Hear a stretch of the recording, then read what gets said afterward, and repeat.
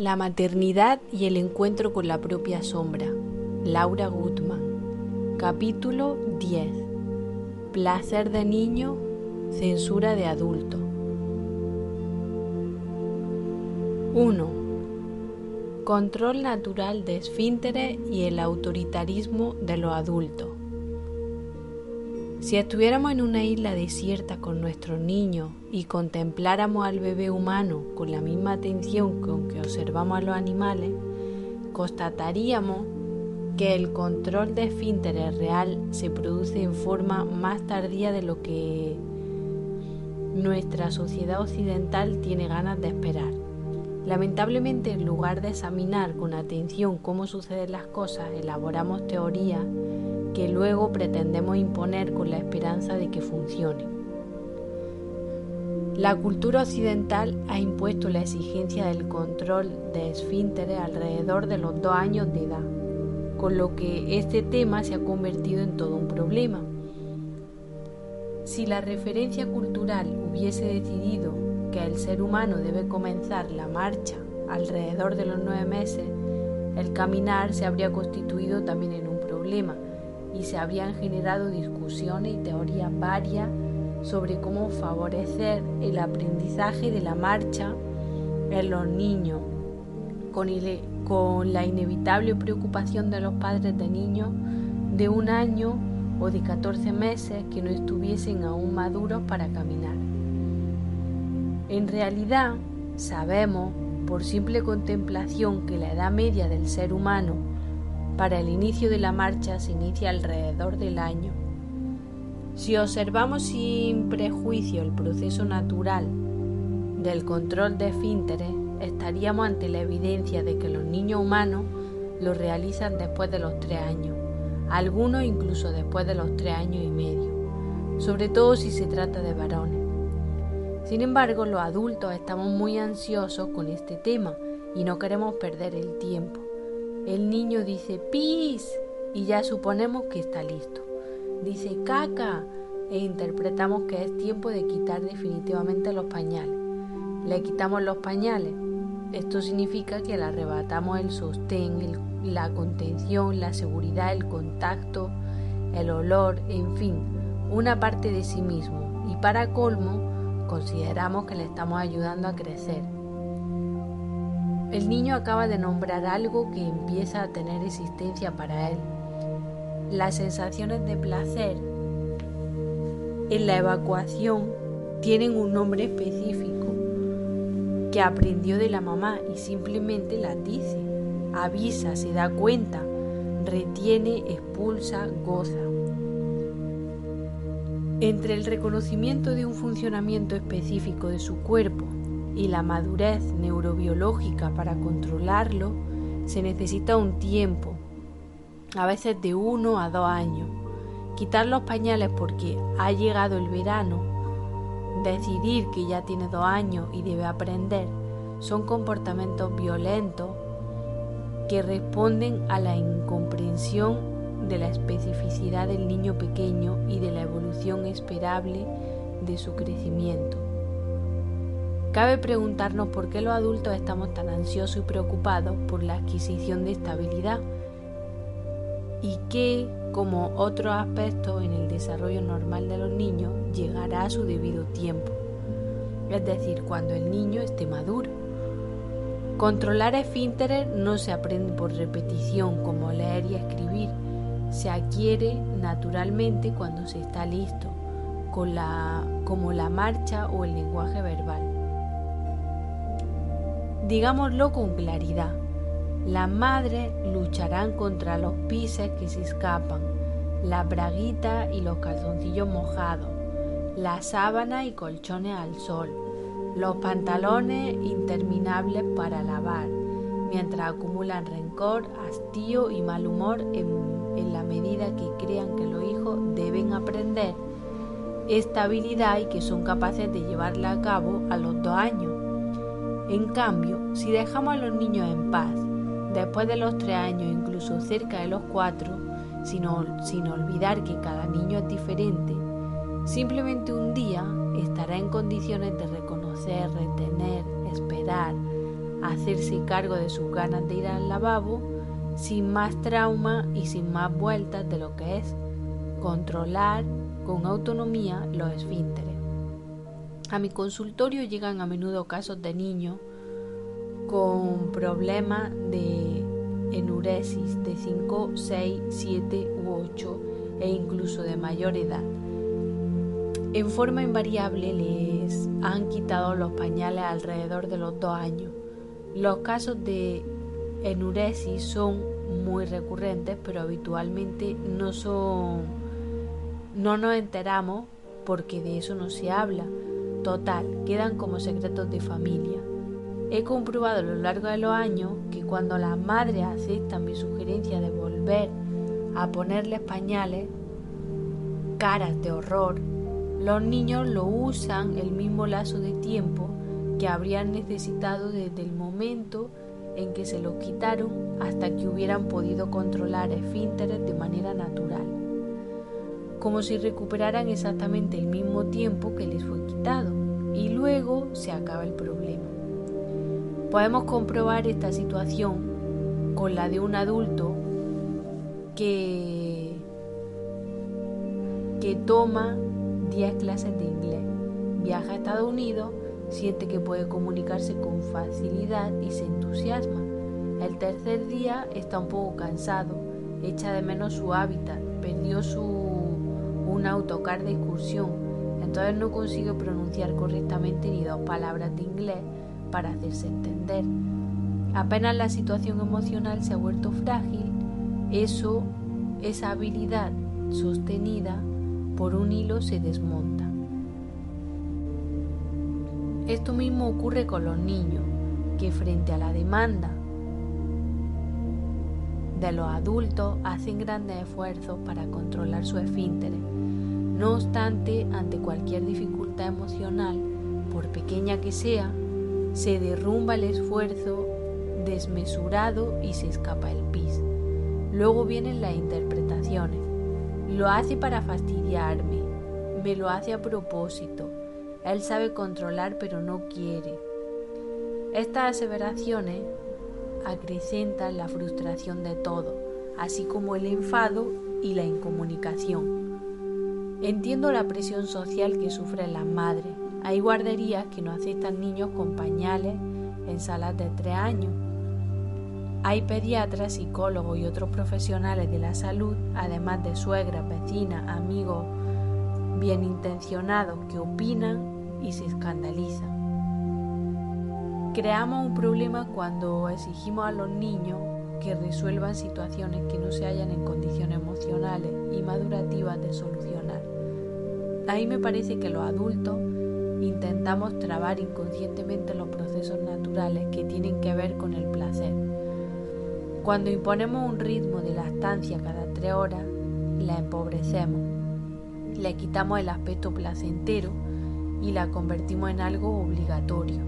Con el control de esfínteres pasa algo parecido, ya que tiene que ver con el placer de retener, aliviar, mojar, evacuar, sentir calor, humedad, suavidad. Pertenece a una búsqueda personal del placer que hace a las experiencias íntimas de cada niño.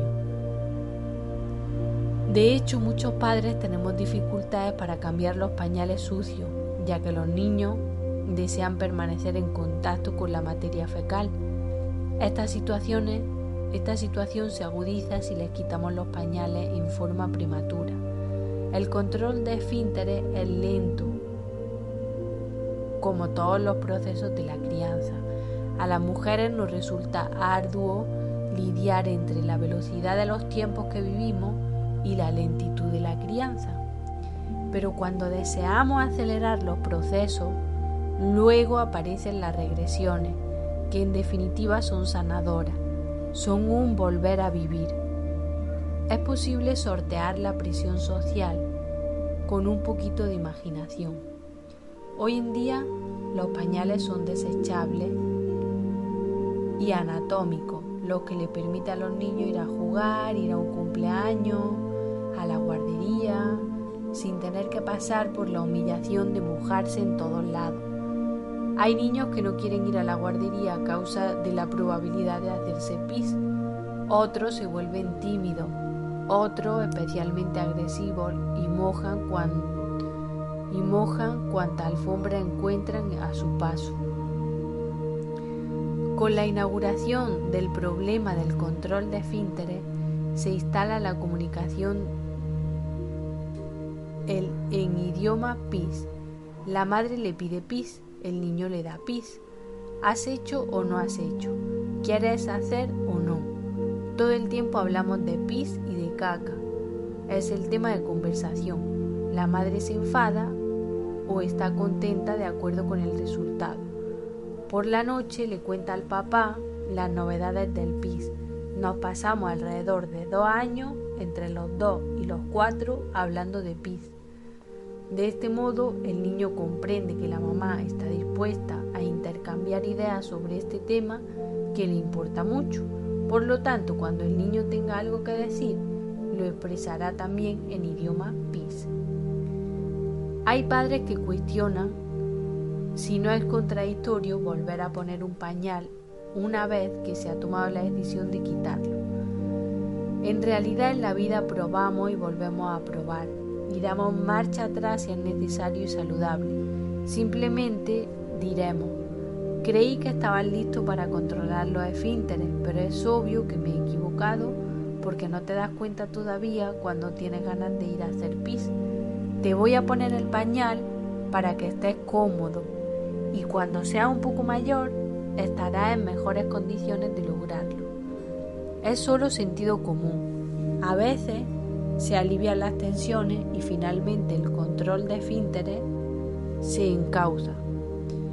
De lo contrario, el problema se agudiza, los niños crecen, el control de esfínteres se torna un tema complejo de nunca acabar. Por supuesto que los motivos por los cuales los niños de más de 5 años se hacen pis no se deben solo a haber retirado tempranamente los pañales. En general, la causa es una suma de cuestiones emocionales, de funcionamiento familiar, a veces casos de violencia explícita o implícita, abandono afectivo. Pero los casos más comunes se resuelven permitiendo que usen pañales con tranquilidad durante un lapso de tiempo más o menos prolongado. Además, hacer pis no es lo mismo que desprenderse de la caca. Muchos niños que controlan perfectamente el pis piden el pañal para hacer caca. Es importante que en lugar de atender nuestras propias opiniones, ofrezcamos lo que están pidiendo, aunque no lo comprendamos. ¿Cuál es el motivo para negárselo? Otra confusión recurrente aparece cuando llega el verano. Creo que partimos de la premisa de que en el verano hay que lavar menos ropa, y esto confirma que la decisión de quitar los pañales pertenece al adulto, sin tener en cuenta las capacidades reales del niño. Llega el verano y abundan los consejos para aprovechar y quitar los pañales. Hay madres que me comentan que el niño cumple 2 años en junio y si no aprovecha este verano se va a atrasar el control de esfínteres hasta el verano siguiente. Todo este lío que me resulta demasiado ridículo, sin embargo, es moneda corriente en mi consultorio. Yo espero humildemente que alguna vez nos demos cuenta del grado de violencia que ejercemos contra los niños, envueltos en exigencias que no pueden satisfacer y que se transforman luego en otros síntomas: angustia, terrores nocturnos, llantos desmedidos, enfermedades, falta de interés, que hemos generado los adultos sin darnos cuenta. Acompañar a nuestro hijo es aceptar los procesos reales de maduración y crecimiento. Y si sentimos rechazo por algún aspecto, entonces preguntémonos qué nos pasa a nosotros con nuestros excrementos, nuestros genitales y nuestras zonas bajas que nos producen tanto enojo. Dejémoslos crecer en paz. Alguna vez, cuando sea el momento adecuado, controlarán sus esfínteres, así como una vez pudieron restar, gatear, caminar, saltar, trepar y ser hábiles con sus manos. No hay nada que modificar salvo nuestra propia visión. El control de esfínteres nocturno. Control diurno y nocturno no tiene nada que ver. Muchos pediatras y psicólogos opinan que permitirle el bañar por la noche les confunde. Personalmente constato que el control consciente que un niño puede hacer durante la vigilia se desmorona mientras duerme. Incluso a veces hay una diferencia de 1 o 2 años entre el logro del control diurno y el nocturno. En concreto, no merece la pena quitar los pañales por la noche mientras el pañal aparezca mojado por la mañana. Así de simple. El control nocturno puede ser bastante tardío y eso a los adultos no nos complace. Entonces nuevamente revisaremos qué es lo que nos molesta tanto. Hoy en día existe en el mercado pañales similares a braguitas y calzoncillos que los niños pueden ponerse sin ayuda. Esto les da autonomía y a su vez seguridad para dormir en paz. El caso de Brígida. Brígida es una mujer fuerte y hermosa, con un cutis impecable y una sonrisa fresca. Una madre de 10 hijos. En el momento en que hizo la primera consulta conmigo, tenían entre 19 y 2 años, todos enuréticos, todos se hacían pis por la noche, todos. Después de interesarme por la historia breve de cada uno de los hijos, comencé a preguntar por el funcionamiento interno de la familia, teniendo en cuenta la unión a través de la dificultad que compartían todos los hermanos. Como es obvio, en la familia se hablaba sobre este problema continuamente. Cada uno lavaba sus sábanas todas las mañanas y era responsable de colgarla con pulcritud en el lavadero. Se me ocurrió que hasta podría ser divertido. Brígida es europea y su familia de origen permaneció lejos. Ella se casó con un hombre argentino, si bien desde entonces sus condiciones económicas le permiten viajar con cierta asiduidad. Le propuse que comenzara un intercambio con su hijo basado en el relato de su propia historia, su afecto, sus recuerdos, su añoranza, en fin, que incorporara una comunicación nueva, diferente, ya que toda la comunicación interfamiliar se basaba en el pis. No es posible dejar un tipo de comunicación sin incorporar otro en su lugar, y esto se logra con el ejercicio constante. Por otra parte, le sugerí que hablara con cada uno de sus hijos, sobre todo los adolescentes, para proponerle que cada uno probara a usar pañales por la noche, de manera que el problema del pis pasara al ámbito privado de cada uno, sin socialización de los olores, cada uno con su propio pis, resolviéndolo en intimidad, sin encuentros para conversar en el lavadero de la casa. Las conversaciones debían girar hacia otros temas más interesantes. Quiero aclarar que cuando Brígida vino a consultarme, ya había hecho todo tipo de consultas médicas durante años, sin hallar una solución al problema. Yo no comprendía las causas de esta situación tan peculiar, pero quise intentar algo. De manera sorprendente, todos los adolescentes y niños aceptaron la propuesta de los pañales. Un año más tarde, los 2 hijos mayores resolvieron el problema y viajaron a Europa a estudiar. Cuando Brígida regresó a contarme algunos logros, me trajo una foto de toda la familia tomada durante unas vacaciones en un hotel de la costa atlántica argentina. Era la primera vez que podían pasar las vacaciones en un hotel. La mayoría usaba pañales, pero ya había otro hijo más que no lo necesitaba. Desde entonces Brígida me consulta una vez por año. Tal vez no tuvimos la oportunidad de abordar una serie de problemáticas que nos hubieran permitido comprender por qué sucede esto en esta familia, pero mi intención al contarle este caso tan caricaturesco tiene el objetivo de ayudar a que nos quitemos las caretas. Vivimos rodeados por un ejército de niños enuréticos, pero estos temas parecen como secretos de familia. Creo que la prisa para que los niños controlen esfínteres es uno de los motivos principales, aunque no el único, por lo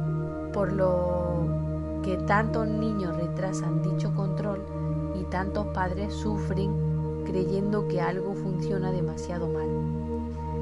El caso de la familia de Brígida acaso sea extremo, aunque sospecho que hay más de un caso similar.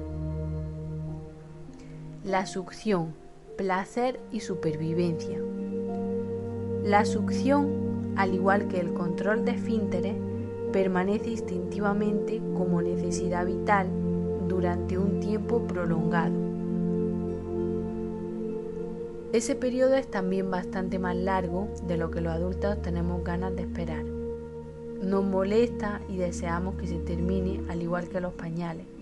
La succión es el primer instinto de supervivencia presente en todos los mamíferos, permitiéndole la obtención del alimento. Como hemos visto en el capítulo sobre lactancia, es probable que el diseño original del ser humano responda a una lactancia más prolongada de entre 3 y 5 años. En nuestra cultura occidental este periodo nos parece exagerado, sobre todo cuando nuestros niños de 5 años ya leen y escriben. Sin embargo, siguen succionando. Esto significa que aunque los niños maduren en otra área y hayan dejado el pecho materno hace mucho tiempo, la necesidad de succionar sigue presente. Los niños resuelven la innegable necesidad de succión de diferentes maneras: dedo, chupete, trapito, muñeco. Claro que esta necesidad va disminuyendo en forma paulatina a medida que el bebé se convierte en niño, pero es independiente del alimento que ingiera. Hay madres que se quejan porque usan el pecho de chupete. En efecto, el pecho procura sobre todo placer y tranquilidad. Cuando el niño es destetado, busca automáticamente confort. Para procurarlo no necesita de nadie, se sacia por sí solo si lo dejamos en paz. Vale la pena reflexionar sobre la razón de tanto enfado por parte de los adultos cuando los niños succionan el chupete o el propio dedo. Les hostigamos amenazándoles: no te pongas el dedo en la boca, deja el chupete, ya eres mayor. Sin embargo, se trata de un placer personal del cual el otro queda excluido. Hay momentos que los niños buscan un espacio de soledad y reclusión, y los adultos les molestamos afirmando que no deben estar tranquilos de esa manera, al menos no con el dedo en la boca. Desde el autoritarismo del adulto es posible quitar el chupete, al igual que los pañales, pero este acto no libera al niño de su necesidad aún inconclusa de succionar. Si cada etapa se vive plenamente, se termina plenamente y se evoluciona hacia otros intereses. De lo contrario, las necesidades no satisfechas se desplazan y luego no comprendemos a qué fallos corresponden. Por ejemplo, las adicciones como fumar, la compulsión por la comida, la adicción al trabajo o la posesión desmesurada en ciertas relaciones afectivas en las que con desesperación succionamos en busca de placer. En esta ilusoria reparación no lo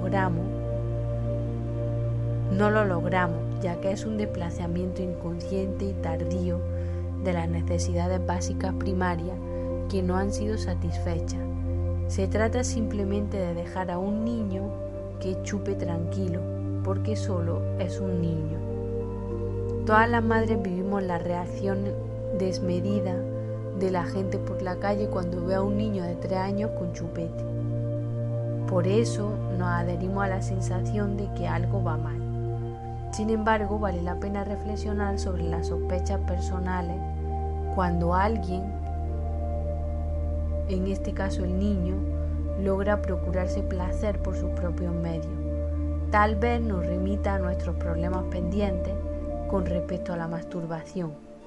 Sea lo que fuere, propongo que reflexionemos sobre qué nos molesta tanto, partiendo de la base de que la succión en el niño pequeño no solo es normal, sino que es esperable.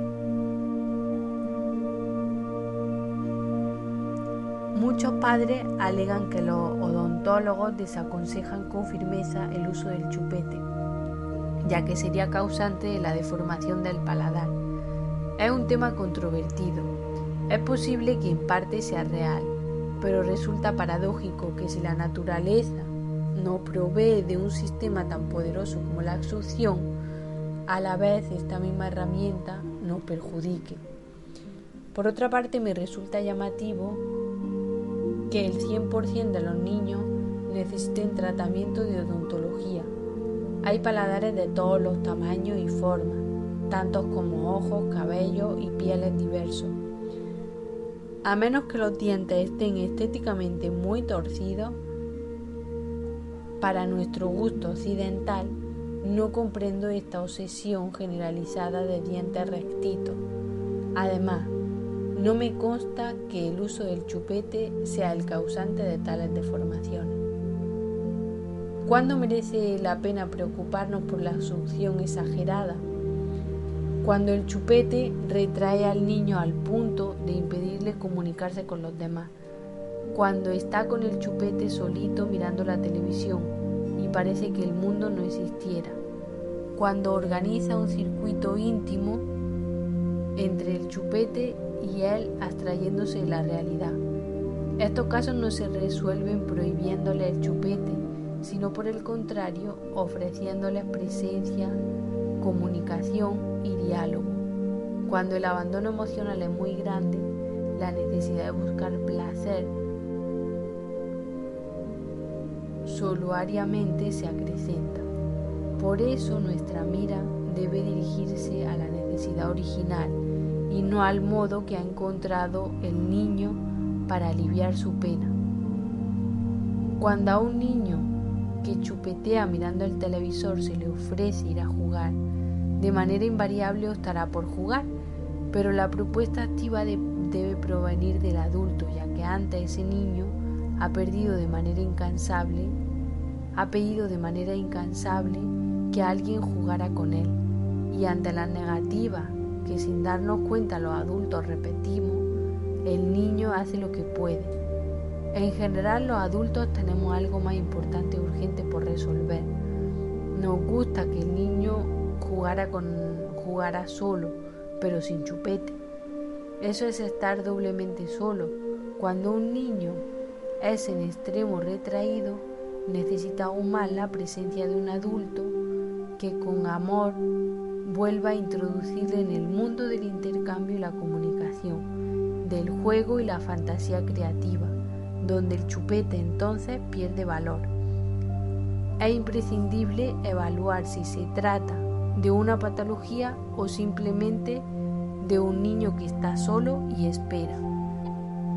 El agua, esa dulce sensación. El agua es la madre. Por allí estuvo el bebé durante 9 meses, nadando en nuestra agua. La sensación siempre placentera de estar dentro del agua es la de estar dentro de la madre. El agua nos permite regresar a casa, el gran vientre original. El agua nos contiene, nos calma, nos da cobijo. Y los niños en particular tienen el recuerdo más fresco y tierno, ya que la vida intrauterina es aún palpable.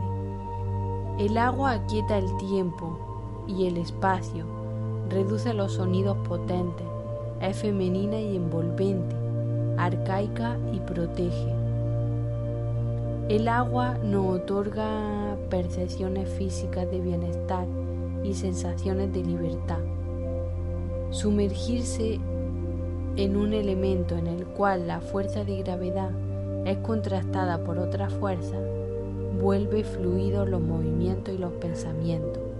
En efecto, el mar en sí mismo nos conduce a una manera de pensar, nos amplía la visión del mundo que surge a borbotones como la ola, es fuente de inspiración y nos lleva a oír sonidos y ritmos lejos del bullicio cotidiano, transportándonos a estados de paz y encuentro con los espíritus. Las madres navegamos en la obligación maternal del baño cotidiano. La higiene es indispensable y la consideramos tan cuidadosamente como el alimento. Sin embargo, es hora de zambullirnos con cuerpo y alma en el agua envolvente y contactarnos con el niño a través de la fluidez del agua y la desnudez de los cuerpos. Es tiempo de permitirnos nadar en la misma agua. Se trata de un viaje compartido al mundo interior, mientras ambos ganamos confianza en los movimientos acuáticos como bailarines que expresan su arte. El agua nos aleja del tiempo cronometrado y nos encuentra más allá de la experiencia cotidiana. Nos dejamos arrastrar por la ola de nuestra pequeña bañera mientras hacemos burbujas en la barriga del bebé. El agua activa nuestra imaginación, nos proporciona templanza y fe que tanto necesitamos en medio de la tensión de los desencuentros familiares. El ritual del baño compartido con el bebé no es filosófico, sino que es absolutamente vital tanto para la realidad exterior como para el viaje interior que hemos iniciado a veces sin darnos cuenta. Cada día necesitamos reconciliar el mundo de nuestro sueño como el de nuestra vida diaria. El agua actúa como un líquido mágico donde se desvanecen las penurias, convirtiendo ese momento en el lavado de la impureza de nuestra alma herida.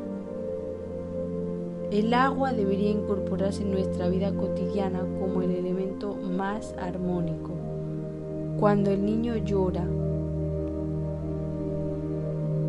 cuando no comprendemos qué sucede, cuando estamos desconectadas de nuestra escena, cuando el enfado invade cualquier otro sentimiento, podemos despojarnos de la ropa y entrar suavemente con el bebé en brazos para que el agua madre nos proteja. No se trate solo de bañar al bebé, sino de pertenecer ambos al movimiento del agua. Si nos perdiéramos la oportunidad de que el agua sea desde el inicio una gran madre protectora, el agua se convierte luego en una extraña obligación. Cuando los niños ya tienen la edad para bañarse solos, por lo general no quieren hacerlo. La madre aprovecha el momento del baño para terminar las tareas pendientes, ya que la consideran un espacio de tranquilidad. Para los niños el cambio es el instante en que pierden a su mamá. Los adultos sabemos que una vez que han entrado al agua, sobreviene otra lucha similar para sacarlos del agua. Recordemos que el agua es la madre y una vez que entran en contacto no quieren despedirse con facilidad, sobre todo si la madre real está ocupada. Suelo sugerir que el momento del baño, tanto si la madre se baña con el ciclo como si espera jugando alrededor, se programe para un momento del día sin prisa. Muchas veces es un trámite más mientras la cena está servida. Es una cuestión de organización. Jugar con agua en lugar de mirar la televisión. Estos últimos años se ha producido una vuelta al agua. Se puso de moda hace años la curación en compañía de los delfines. Se popularizó la matronatación. Hay más acceso a las piscinas climatizadas durante todo el año. En las guarderías debería haber buenos espacios de agua adecuados para jugar, incluso cuando hace frío, en vez de cerrar los grifos para que no se mojen. Sería interesante que en las instituciones se pudiera instaurar legalmente momentos para jugar con el agua durante todo el año. En las clases de natación para bebés, los profesionales tienen demasiada prisa en que las madres se retiren del agua con los niños. Ya son capaces de quedarse solos. Creo que es un ambiente excelente para que las madres y los niños pequeños se relacionen corporal y emocionalmente. No hay prisa, aunque los niños ya sepan nadar. Nadar cerca del cuerpo de la madre supone una vivencia espléndida, inagotable, de dulces sensaciones. A la tienda de golosinas con amor. Las personas nos comunicamos mejor cuando comemos. Las reuniones y festejos están siempre acompañados por alimentos y bebidas que nos dan placer, que nos relajan y permiten el buen diálogo y el interés por el otro. Nos reunimos en un café para ir a conversar y comemos para concretar negocios. Recibimos a las visitas con algo que esté bueno o compartimos un café con amigos. El comer no es solo un tema de alimentación, sino una forma de estar con los demás. De hecho, hay personas que si están solas no comen o buscan la compañía de un periódico para leer. Los niños buscan la comunicación y la atención de los adultos para entrar en el mundo de los mayores, experimentar y decodificar las costumbres familiares y sociales. Cuando en la familia no funciona una modalidad de escucha y reconocimiento de las necesidades específicas del niño, la petición suele ser concreta y molesta. Cómprame una golosina. Comprando el caramelo, el adulto logra satisfacer inmediatamente la petición aparente, que vuelve a quedarse insatisfecha con la misma velocidad con que el niño lo ha comido. A los 30 segundos reclama otro caramelo, porque lo que en realidad quedan sin responder es la necesidad de comunicación profunda. La soledad no es tan amarga con algo dulce en el paladar. ¿Por qué los adultos resolvemos las peticiones comprando golosinas? Porque es mucho más fácil dar un caramelo que detenernos a escuchar y permanecer en contacto real y profundo con el niño.